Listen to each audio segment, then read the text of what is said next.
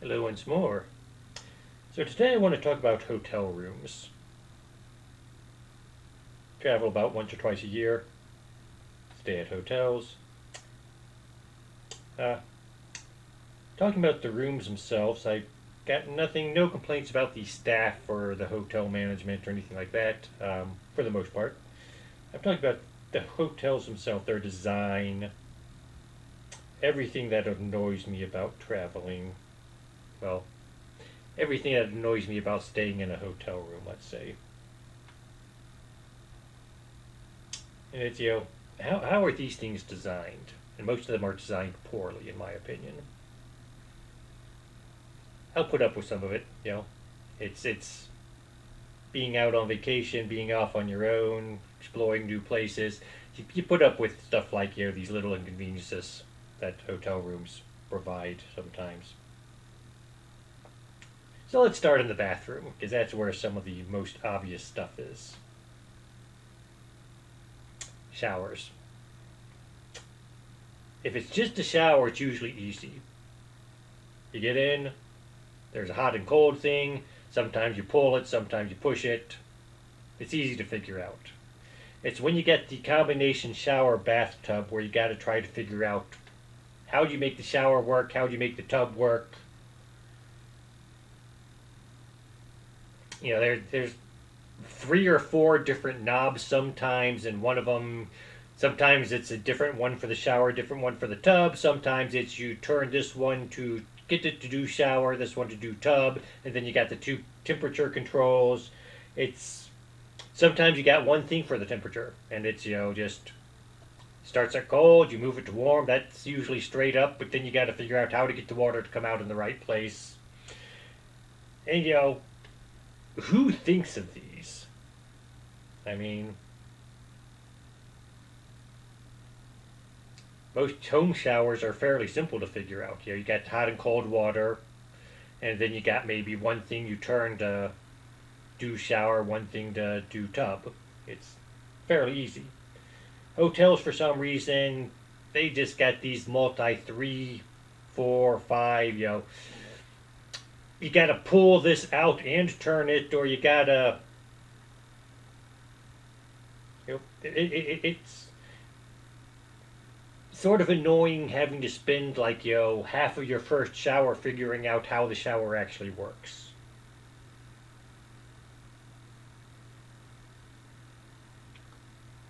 Now, while we're in the bathroom, let's discuss the toilet paper roll. I understand hotel rooms are trying to conserve space. They want to as the more rooms they have, the more guests they can have, more money they can make.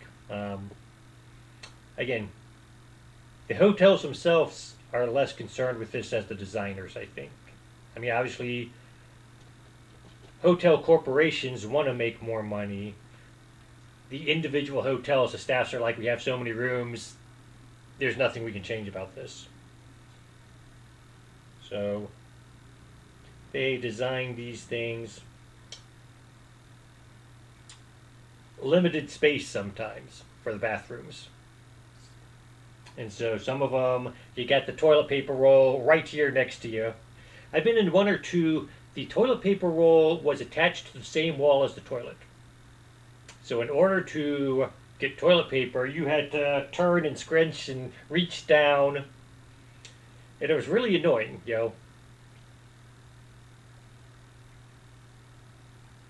And so you get that going on. Now some hotels it's very convenient and they got it at the right height. You don't have to. I've had them where toilet paper roll was down by the floor, and it's like so you gotta lean down to get any and good thing the toilet's not flooding. Otherwise the paper would be like dangling into the water in some cases. But that's somewhat rare, but it's happened. Well, never had the toilet flood, fortunately, but the low toilet paper roll that happens. Now, one thing the management can control, which this might be more of a corporate thing, so it might not be the local management, but towels. So you go in, you get into your hotel room. They might have, I don't know, enough towels for 4 people in some cases.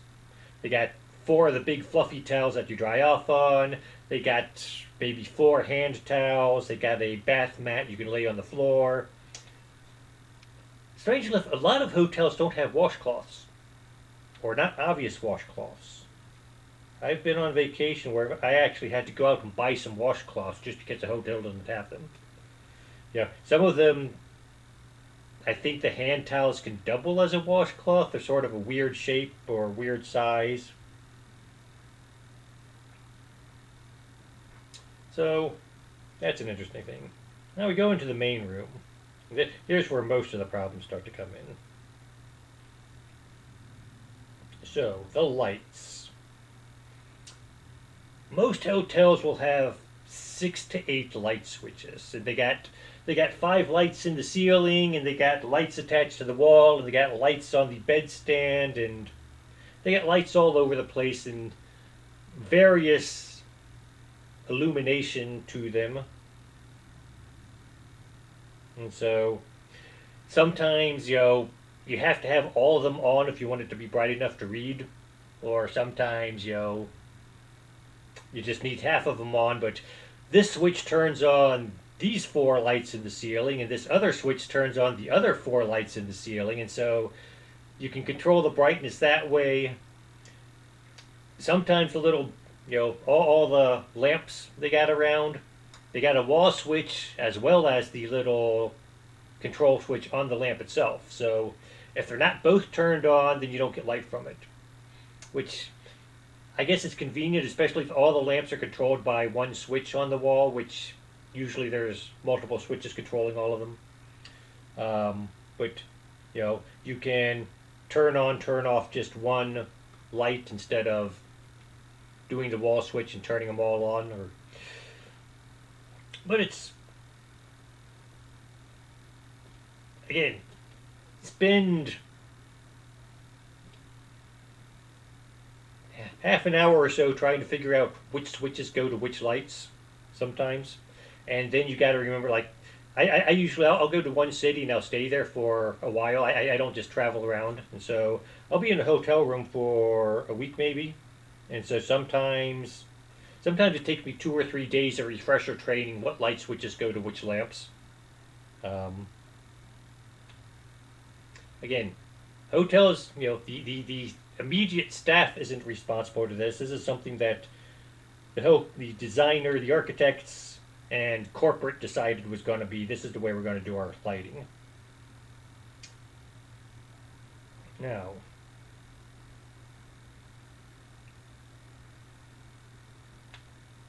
sometimes television will be controlled by a wall switch as well.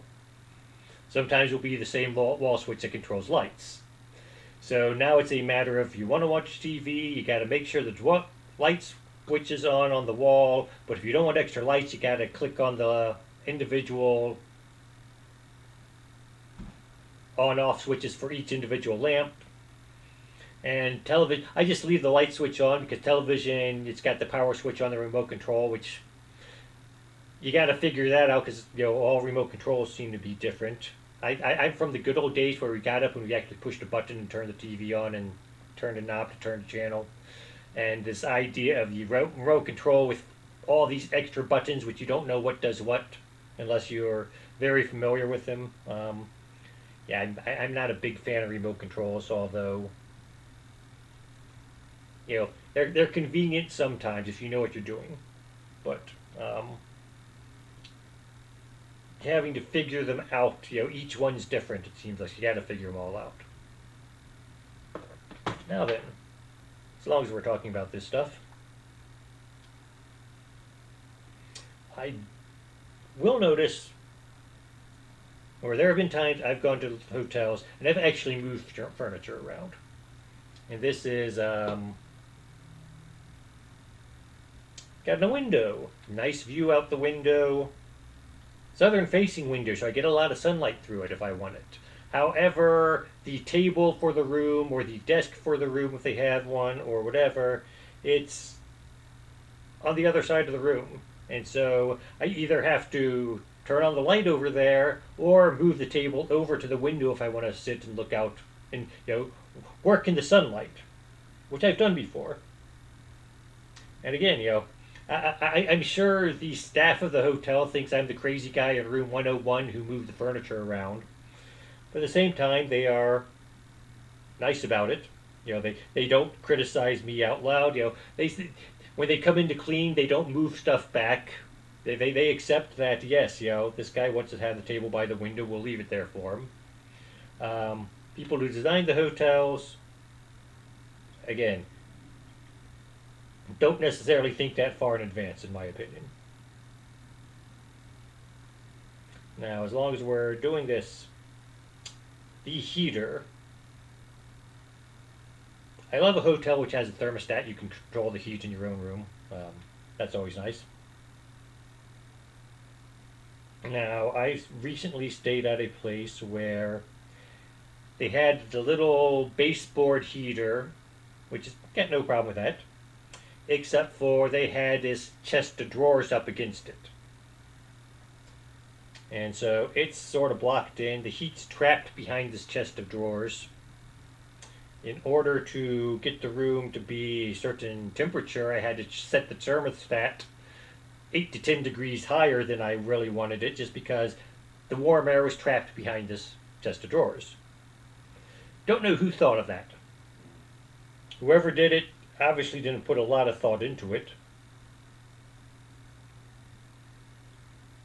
Now, this was convenience. I did go one day where it rained, got stuck in the rain. I was able to just drape my stuff, drape my wet clothes behind all this warm air was trapped, and it dried out quickly. So that worked out conveniently for that one day where it rained. Everything else, if I wanted it warm, I had to turn the thermostat up too high in order to get it warm. Or higher than I would have expected to. Now,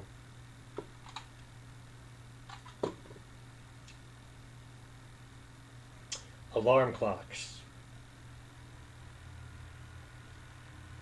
Convenient.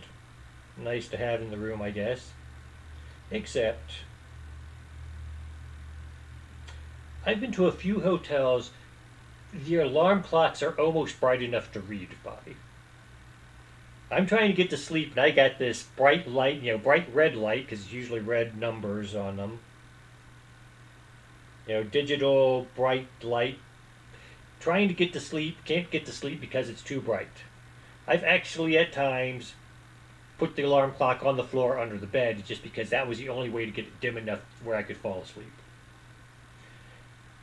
Again, this goes back to whose idea was it to buy these? Don't know. And then there's the big one. I don't think there's a man out there. Several stand-up comedians have covered this one in the home, not in the hotels.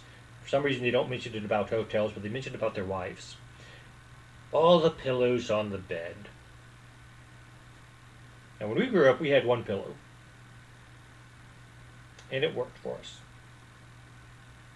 Now, double bed, 2 pillows makes sense.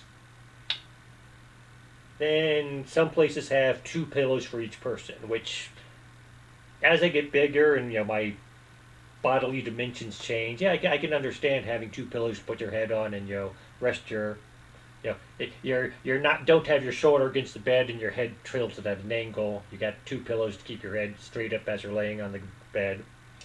But then there's all the decorative pillows.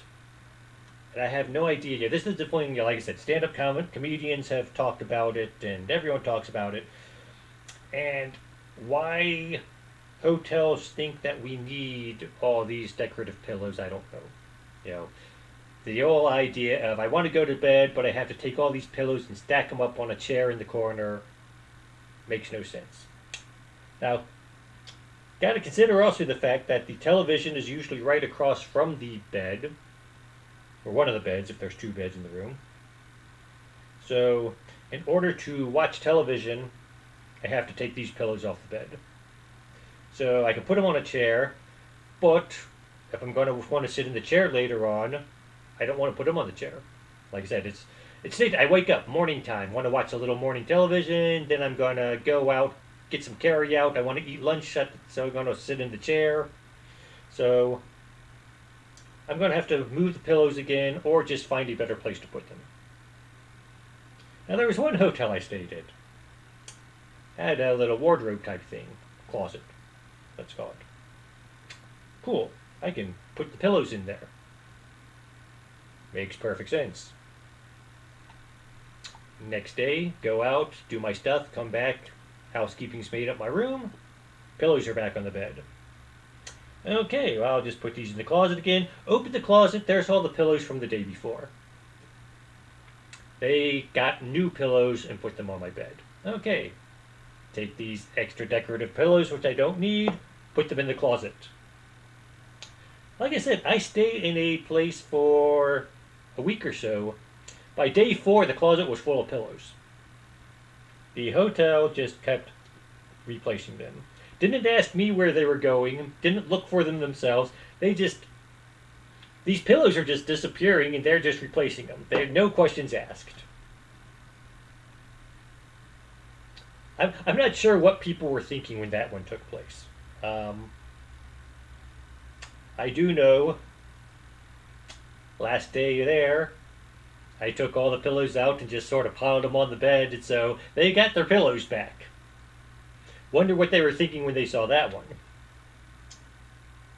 But we don't need decorative pillows for staying overnight in a hotel.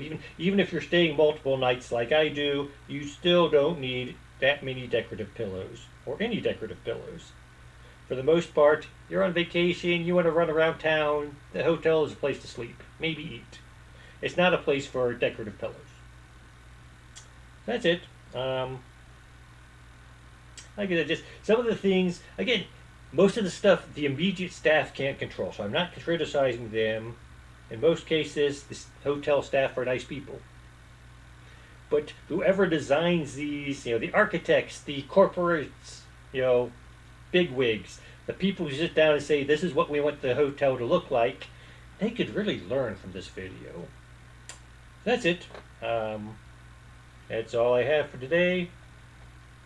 Enjoy your traveling. Just, watch out for all these weird hotel things. And have a nice day.